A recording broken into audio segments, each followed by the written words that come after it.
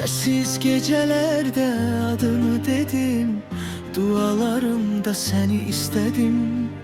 Yıkılanda elimden tutan, dünyada tek sen ana, ana.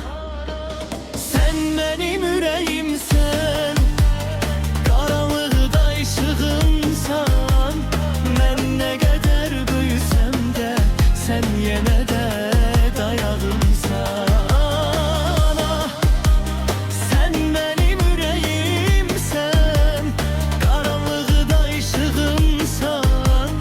Ben ne kadar büyüsem de sen yine de dayağımsan.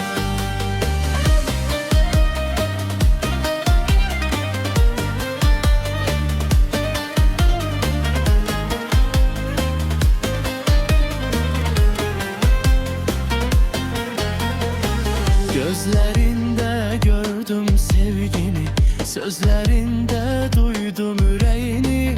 Hamı gitse sen kalarsan, benim canım benim ana.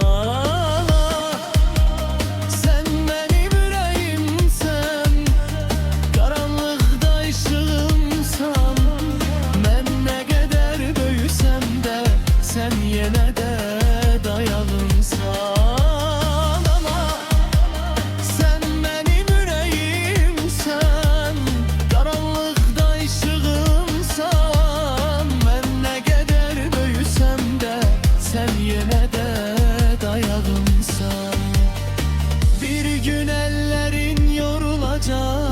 Saçlarına den düşecek, ben o zaman yanında olup sana dayak olacağım.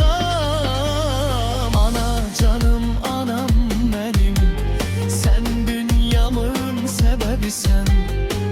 Bu hayatta ne olursa olsun ben hemşe seninleyim.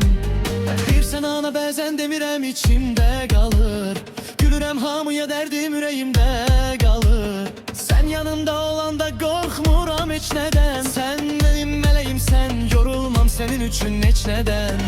Uşaqlığım senin ellerinde kalır.